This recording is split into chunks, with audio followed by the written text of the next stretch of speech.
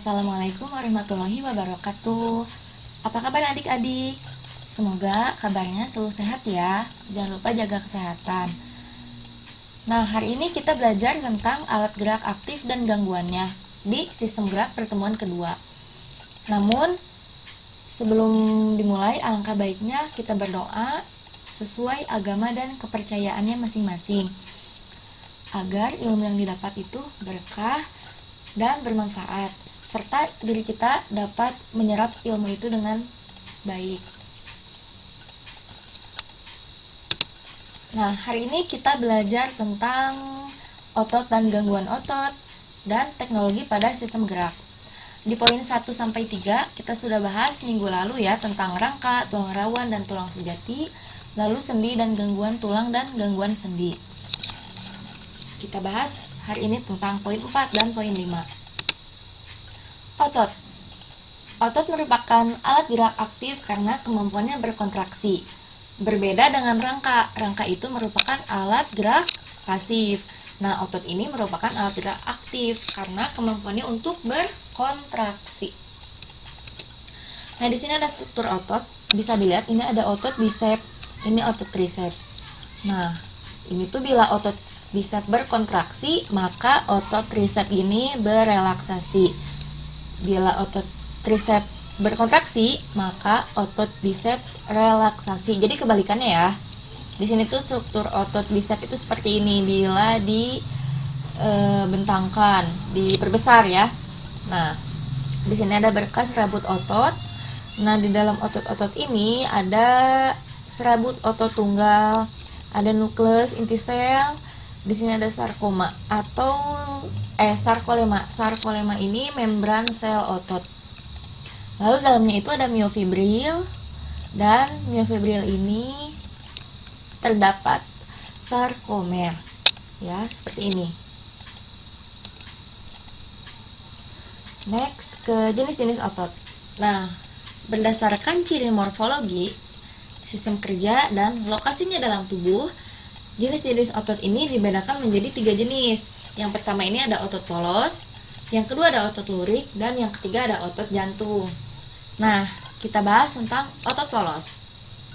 Otot polos disebut juga otot tak sadar atau otot alat dalam atau viscera. Nah, di sini ada otot alat dalam, berarti sudah pasti otot ini terdapatnya di organ-organ dalam. Nah, otot polos tersusun atas sel-sel yang membentuk kumparan halus dan tiap sel memiliki satu inti yang terletak di tengah. Nih, lihat di gambar. Di sini tuh ada kumparan-kumparan. Lalu di tengahnya ini memiliki nukleus atau inti sel. Jadi otot polos ini intinya itu terletak di tengah, ya.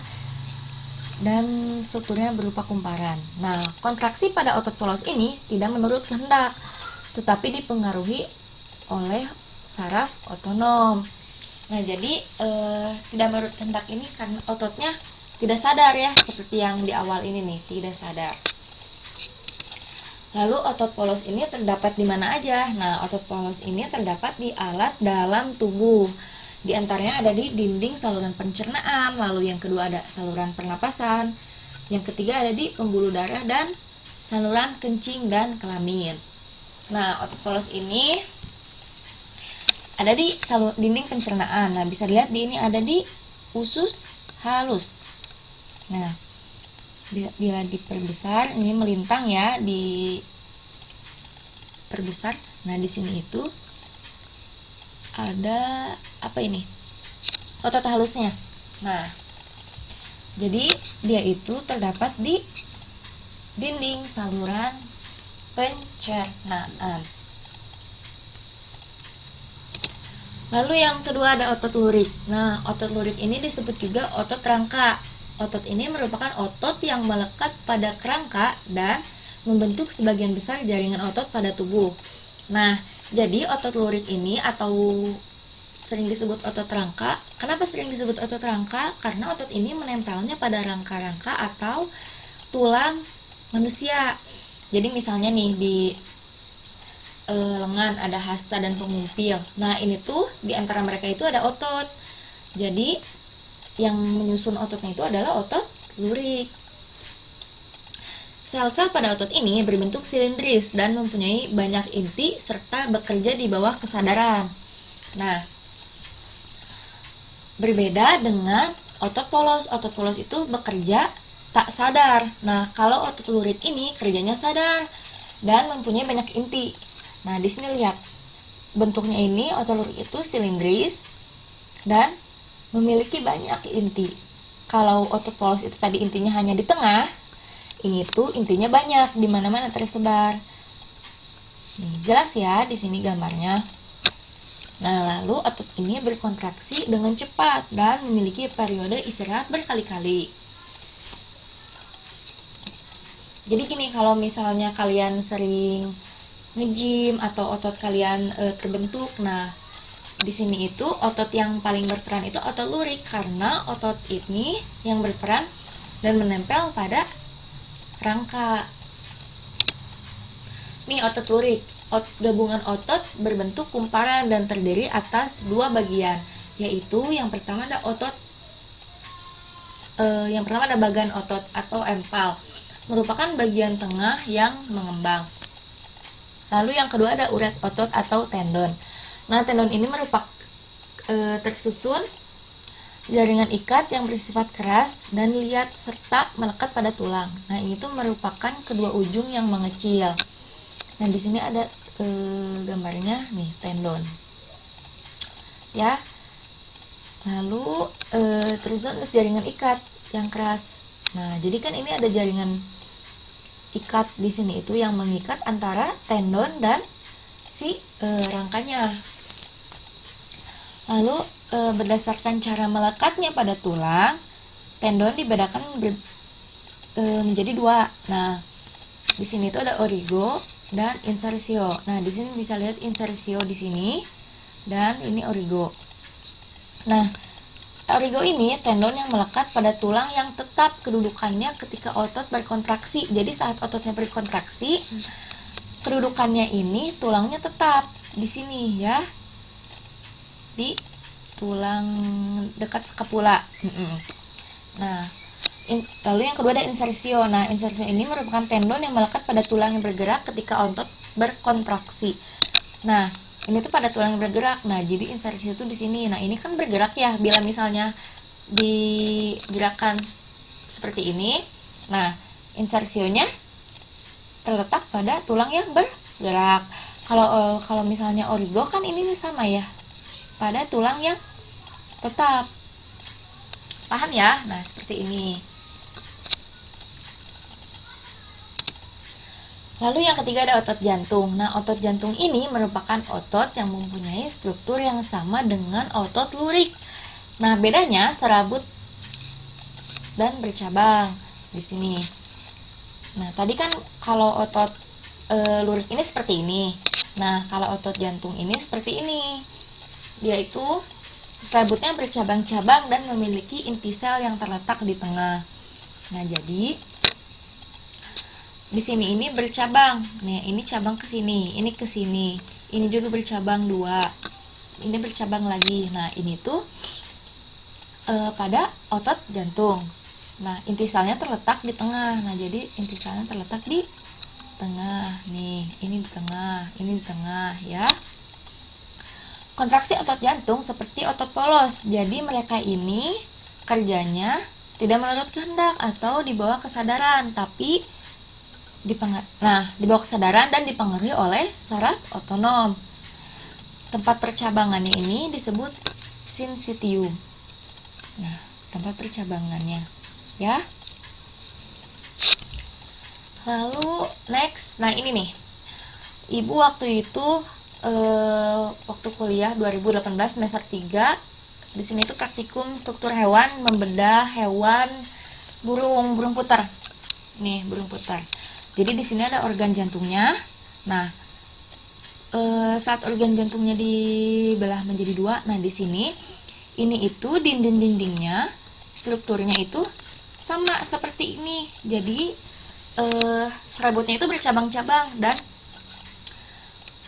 banyak sekali di dindingnya ini. Jadi kalau misalnya di sini mungkin tidak terlihat jelas, tapi kalau misalnya nanti kalian ada kesempatan praktikum membedah AVES atau sejenisnya, bisa dilihat si jantungnya itu strukturnya itu sama seperti ini.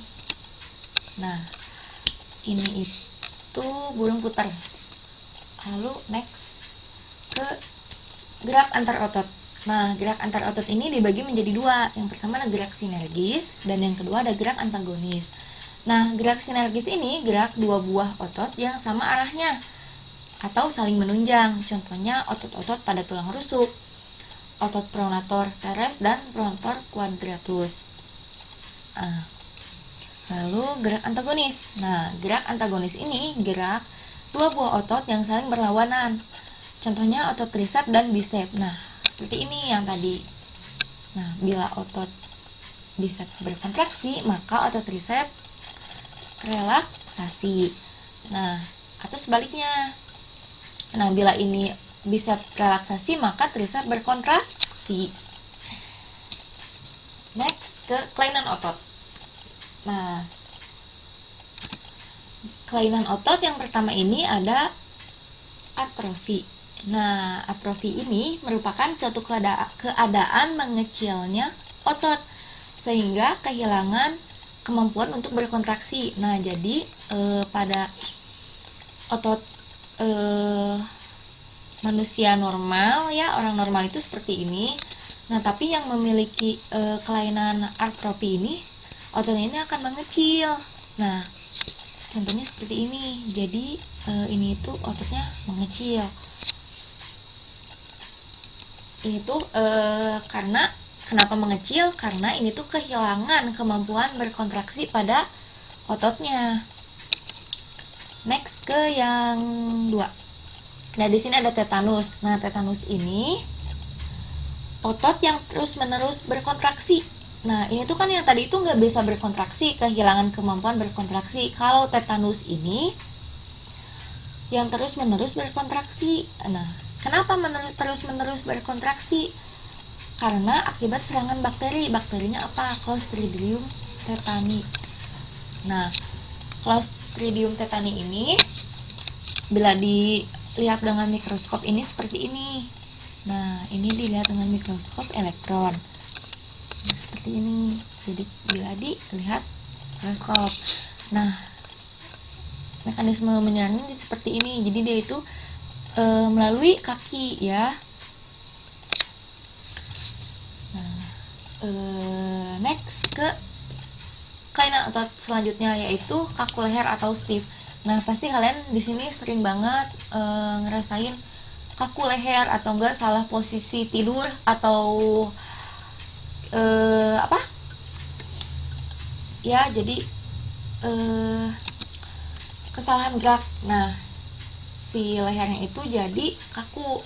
Nah, ini itu atau peradangan otot trapesius leher sehingga leher terasa kaku. Nah, jadi ini tuh kelainan terjadi karena peradangan otot. Nah, karena salah gerakan atau adanya hentakan pada leher serta menyebabkan rasa nyeri dan kaku pada leher. Nah, jadi ini tuh stiff ya. Selanjutnya, nah, teknologi yang berkaitan dengan sistem gerak. Nah, sekarang teknologi yang berkaitan dengan sistem gerak diantaranya sudah banyak, seperti perbaikan melalui ortopedi atau dokter tulang dan penyambungan tulang. Nah, untuk menyambungkan tulang ada implan, alat berupa skrup dan plat dapat dipasang pada tulang yang mengalami retak atau patah. Lalu di sini itu ada Kirschner Martin. Nah, itu tuh beliau adalah ahli bedah dari Jerman dan dia itu berhasil mengobati patah tulang dengan cara menggunakan kawat yang dimasukkan melalui lubang-lubang yang dibor ke dalam tulang lalu ditarik. Nah, selain itu ada tibial nail. Nah, tibial nail ini pin atau paku yang dipasang pada tulang tibia, sedangkan femoral nail dipasang pada tulang femur atau paha. Jadi itu teknologi masa kini pada kerusakan tulang. Nah, selain itu ada di sini pemasangan gips atau bahan kapur. Nah, pasti kalian nggak asing ya lihat si tangan yang digip atau kaki dikasih gips. Mungkin ada yang pernah mengalami. Nah, jadi seperti ini. Nah, ini tuh di sekitar tulang yang patah atau pemasangan batang logam atau pen pada tulang yang patah. Jadi ini tuh fungsinya untuk menghubungkan, menyambungkan atau memperbaiki tulang yang rusak dan posisinya agar sama seperti semula, jadi diberi gips. Lalu yang kedua, nah di sini tuh ada pemasangan kaki dan tangan prostetik atau bionik. Nah ini tuh kaki, ini tuh pada tangan. Nah ini tuh dilengkapi dengan chip komputer sehingga pengguna dapat melakukan gerakan terkoordinasi dalam melakukan aktivitas. Jadi di sini itu dikendalikan ya dengan chip, bukan dikendalikan sih, dikontrol ya oleh chip gitu. Lalu nah penggantian sendi, mengganti sendi yang rusak. Nah misalnya bonggol sendi diganti menggunakan bahan logam. Nah bahan logam ini campuran seperti titanium dan mangkuk. Sendi diganti menggunakan mangkok berbahan polietilena. Nah, ini bonggol sendi, ini mangkuk ya. Jadi diganti dengan bahan logam campuran. Ini tuh pada penggantian sendi. Nah, selanjutnya teknologi yang berkaitan dengan sistem gerak lagi ada radioterapi dan kemoterapi. Nah, ini itu untuk penyembuhan tumor atau kanker tulang. Nah, lalu perbedaannya apa? Nah, radioterapi ini penggunaan sinar radioaktif seperti sinar X, elektron, dan sinar gamma untuk mematikan sel kanker. Nah, kalau kemoterapi ini, kemoterapi menggunakan obat-obat yang sangat kuat untuk mematikan sel kanker. Nah, tapi kemoterapi ini memiliki efek samping. Nah, efek sampingnya ini mematikan sel-sel normal pada penderita. Jadi walaupun sel kanker yang akan diobatinya dia mati, tapi berefek juga pada sel-sel normalnya gitu ya. Nah, jadi referensi pembelajaran tadi bisa dilihat di buku Pratiwi 2018 Biologi SMA kelas 12, penerbitnya Erlangga. Nah, terima kasih telah menyimak video pembelajaran tadi. Mohon maaf sekali bila banyak kekurangan atau salah kata. Semoga dimaklumi dan dimaafkan. Nah, pembelajaran kita cukup sekian di sini. Semoga bermanfaat. Bila ada pertanyaan, silahkan diskusikan di grup. Jangan malu, oke? Karena ada nilai plus untuk yang bertanya, menjawab, menanggapi, menyanggah, dan aktif di grup. Itu ada nilai plus keaktifan ya. Semoga pembelajaran kita bermanfaat dan sampai bertemu di grup WA untuk diskusi. Assalamualaikum warahmatullahi wabarakatuh.